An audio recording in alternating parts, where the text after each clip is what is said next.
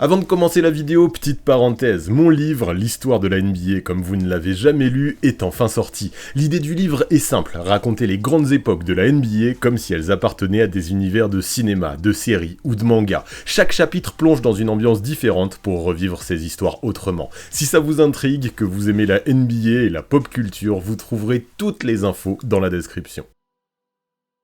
Je vais vous faire une confession, si j'étais supporter du Thunder, aujourd'hui, je serais pas si serein que ça. Ouais, même avec le statut de champion en titre, et je vais vous expliquer pourquoi. D'ailleurs, évidemment, cette vidéo, au vu de la réactivité, c'est pas vous qui l'avez choisie sur Instagram. Je l'ai lancée moi-même, parce qu'un Game 7 de finale de conférence avec un Wemby qui est à une seule victoire de ses premières finales, ça pouvait pas attendre. Mais bon, ça n'empêche pas que le sondage pour la prochaine grosse vidéo est déjà en ligne, donc ouais, si vous voulez aller voter, dépêchez-vous, venez me suivre sur Instagram. Et tant qu'à faire, suivez-moi ici aussi, parce qu'entre les playoffs, la draft, la free agency et les trades qui arrivent, on entre dans la période la plus folle de chaque année en NBA. Mais revenons à ce match 7. Le pronostic, ok, on va en parler. Mais ce qui m'intéresse surtout, c'est la manière dont cette série a changé. Les Spurs apprennent vite, le supporting cast de San Antonio répond au bon moment, et la pression n'est peut-être finalement pas du côté qu'on imagine. Ok, ici reste le favori logique, sauf que plus cette série avance, plus j'ai du mal à imaginer Victor Wembanyama regarder les finales NBA depuis son canapé. Parce que ouais, je vais assumer jusqu'au bout, je pense que les Spurs vont remporter ce match 7. Alors asseyez-vous bien, installez-vous comme il faut, on en parle.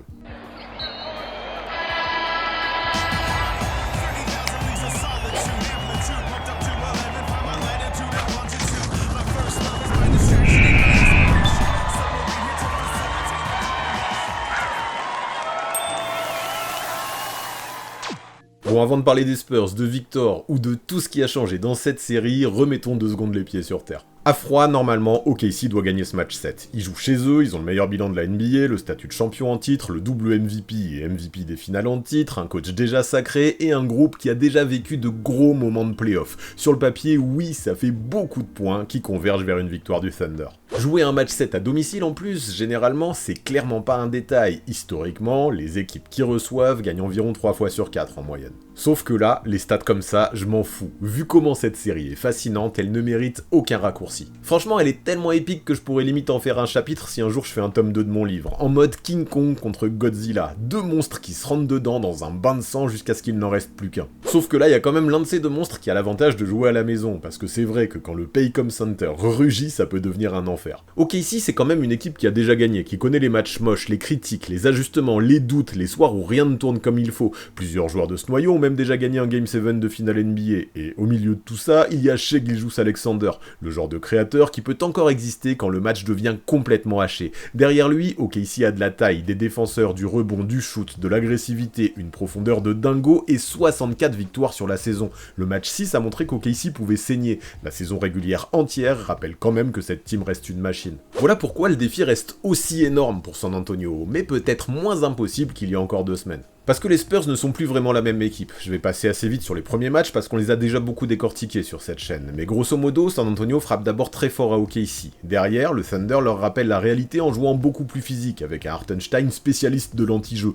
Puis au match 3, San Antonio comprend que le problème OKC, c'est pas juste Shai ou Chet. Le banc, les rotations, McCain, Jalen Williams, Caruso, cette team, c'est tout un écosystème qui t'use lentement. Par contre, le match 4, j'ai adoré, c'est un vrai message. Victor remet 33 points et tous les Spurs défendent comme des morts de faim. Puis le match 5 leur met une nouvelle claque. OKC gagne 127 à 114, San Antonio se précipite, semble tendre, Victor galère à 4 sur 15 au tir, les mauvaises décisions s'enchaînent, la frustration monte. Une jeune équipe peut partir en vrille là-dessus. San Antonio, non. Au match 6, ils reviennent avec une clarté assez folle. Victoire 118-91, un 20-0 qui casse le Thunder dans le 3e quart, et une partie de l'écart créée sans Victor. Le match 5 ne les a pas détruits, il les a endurcis.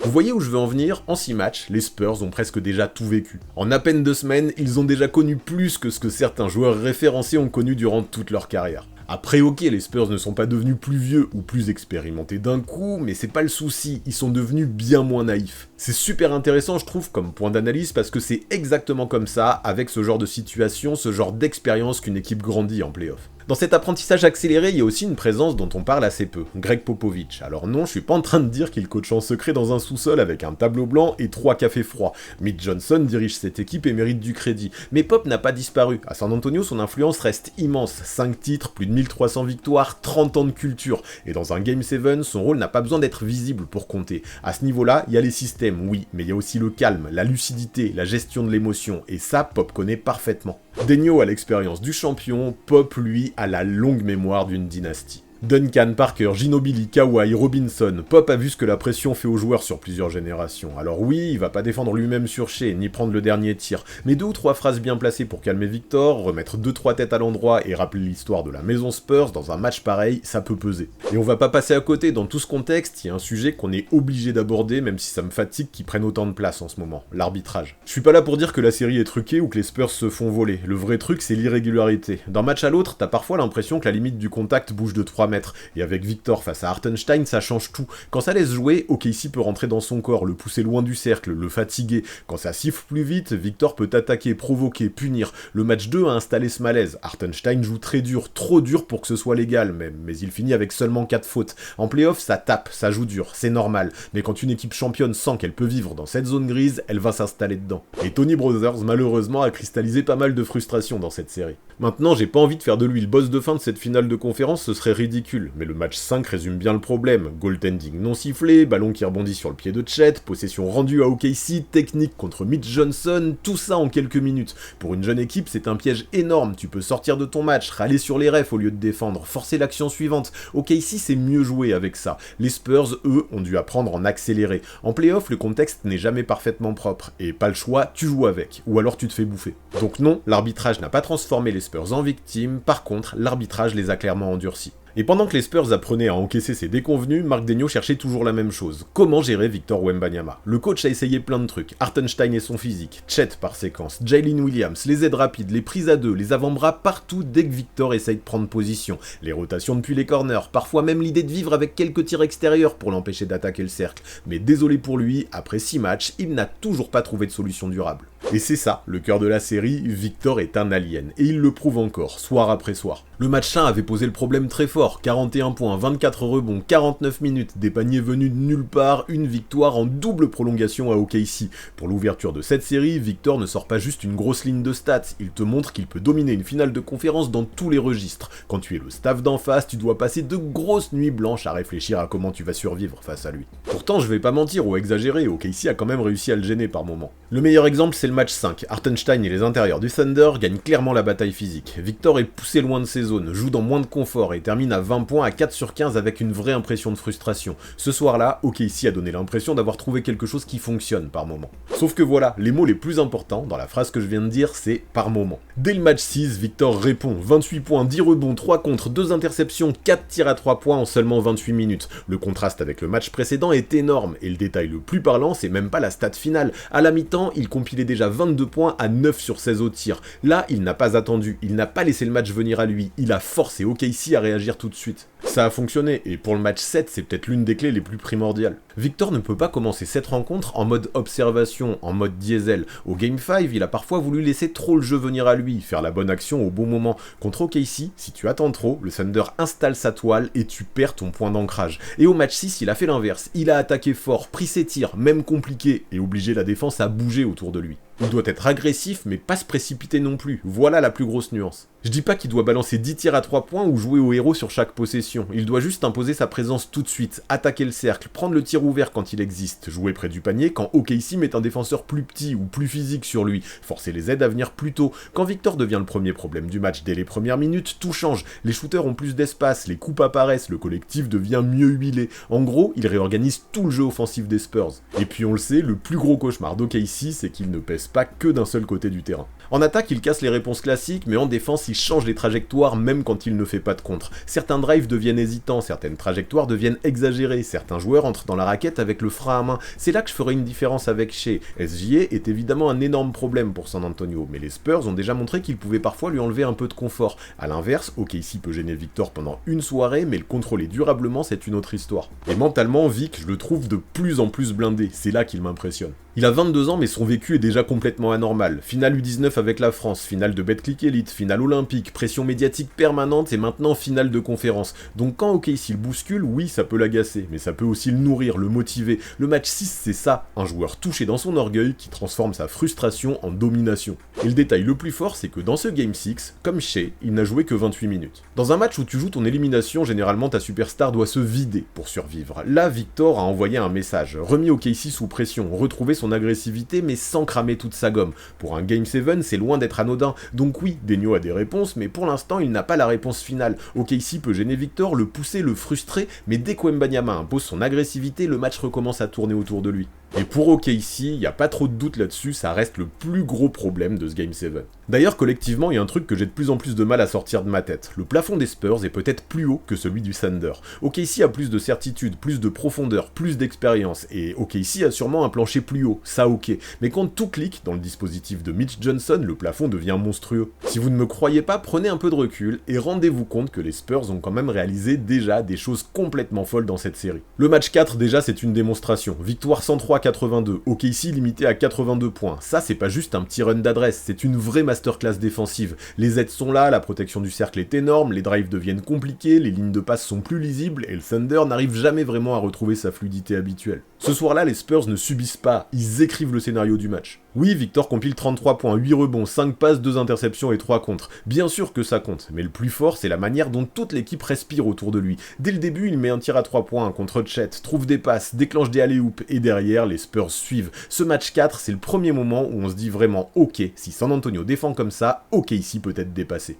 Et le match 6, ça a beau être autre chose, c'est une nouvelle masterclass, quand même. Là, on n'est plus seulement sur une démonstration défensive, on est sur une domination en termes d'énergie, d'impact, presque de force. Victoire 118-91. Le premier quart-temps donne déjà le ton, mais c'est surtout le troisième qui casse tout. San Antonio gagne cette période 32-13, colle un 20-0 au Thunder, et OKC reste quasiment 8 minutes sans marquer. Pour une équipe championne en titre habituée à garder le contrôle, c'est violent. Tu perds pas juste un match, tu te fais sortir de tes habitudes. C'est ça qui change tout dans mon raisonnement, parce que je trouve que les deux plus grosses claques visuelles de cette série, elles viennent des Spurs. Daigneault a gagné des matchs importants, OKC a répondu, ils ont fait des ajustements, mais les deux soirs où une équipe a vraiment pris l'autre à la gorge, ce sont les matchs 4 et le match 6 de San Antonio. Et ce que je me dis, c'est que dans un Game 7, c'est pas toujours l'équipe la plus régulière qui gagne, parfois c'est juste celle qui touche son pic au bon moment. Après, évidemment, il faut nuancer, et ça veut pas dire qu'avec cet avantage, les Spurs vont remporter le Game 7 à coup sûr. Les matchs 4 et 6 étaient à San Antonio, le match 7 sera à OKC, dans une salle folle, et les Spurs n'ont pas encore gagné 2 matchs de suite dans cette finale de conférence, mais le match 1 existe aussi, ils ont déjà gagné au Paycom Center, 122-115 après 2 prolongations,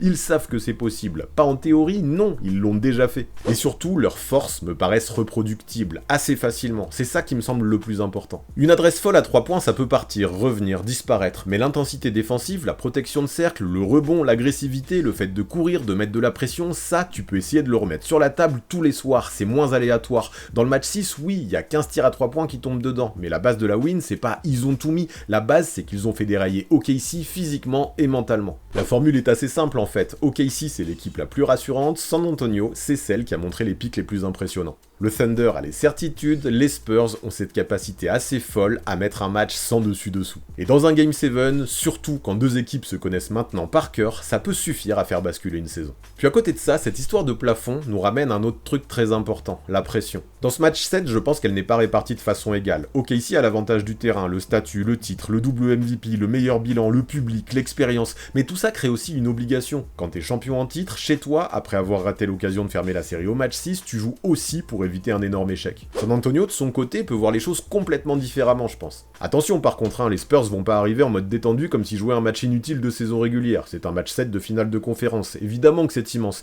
mais leur pression n'a rien à voir. Eux, ils ne sont limite pas censés être là. Leur meilleur joueur a 22 ans, plusieurs gars découvrent ce niveau, le projet est encore très jeune, et pourtant, ils sont à une victoire des finales NBA. OKC défend son trône, San Antonio vient provoquer un tremblement de terre. Au match 6, ça s'est senti, les Spurs n'ont pas juste gagné de presque 30 points, ils ont joué comme l'équipe la plus affamée, la plus libérée. Après la frustration du match 5, une équipe aussi jeune aurait pu se crisper, les Spurs ont fait l'inverse. Ils ont transformé leur colère en carburant, et le symbole le plus fou, on l'a dit, c'est le troisième quart-temps. Ce 20-0 c'est plus qu'un run, c'est une image mentale, OKC reste paralysé, et pendant ce temps-là, les Spurs sont sur un nuage. Normalement, dans ce genre de moment, c'est le champion qui serre la gorge de l'équipe la plus jeune. Là, c'est le contraire. San Antonio accélère, OKC subit, et tu sens presque le Thunder dépassé, à chercher trop vite à reprendre le contrôle au lieu de simplement jouer son jeu. Par contre, je vais pas faire non plus passer OKC pour une équipe fragile, ce serait faux. Le Thunder est champion en titre, ils ont déjà gagné des matchs lourds, ils ont déjà répondu dans cette série, ils savent gérer des moments compliqués, mais au match 6, par séquence, ils ont eu l'air surpris par l'intensité des Spurs.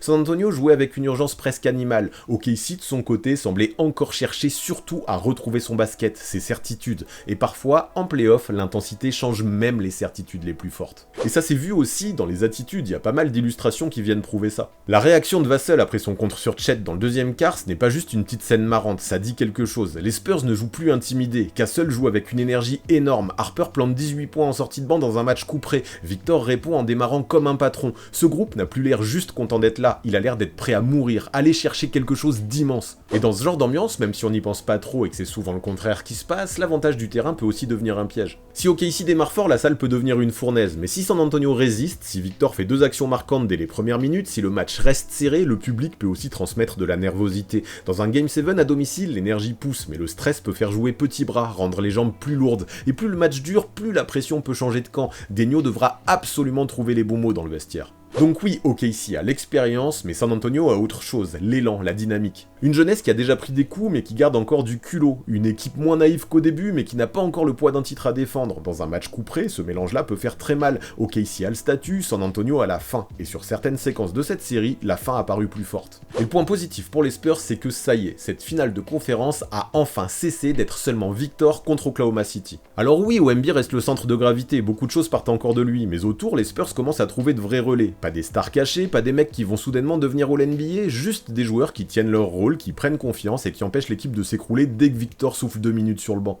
Encore une fois, j'en parle beaucoup, mais c'est essentiel, le troisième quart-temps de ce match 6 en est la preuve la plus flagrante. OKC aurait pu profiter de la sortie de Victor pour revenir au score, mais c'est l'inverse encore une fois qui s'est passé, ses coéquipiers n'ont pas fait que résister, ils ont creusé l'écart. C'est peut-être le signal collectif le plus fort avant ce Game 7, parce qu'avant c'était peut-être ça justement, leur plus grande peur à ces Spurs, leur plus gros souci. Dès que Victor sortait, OKC pouvait remettre la main sur le match, moins de protection de cercle, moins de gravité offensive, moins de dissuasion, et le Thunder pouvait retrouver de l'air, sauf qu'au match 6, comme au match 4 en fait, Luke Kornet fait exactement ce qu'on attend d'un remplaçant dans une série de playoffs. Il met 3 points, prend 5 rebonds en 13 minutes, sur la feuille c'est rien de fou, mais il parle, il se place, il protège, il joue dur, il gêne les drives, il tient la structure, et parfois c'est tout ce dont tu as besoin. Kornet n'a pas besoin d'être Victor, il a juste besoin d'empêcher la maison de prendre feu quand Victor souffle. Et derrière lui, Castle est peut-être l'autre énorme signal positif. Son match 6, c'est 17 points, 5 rebonds, 9 passes et seulement un ballon perdu. Ce dernier chiffre compte beaucoup, parce qu'après un début de série compliqué dans la gestion, avec 20 pertes de balles sur les 2 premiers matchs, il n'en perd plus que 6 sur les 4 suivants.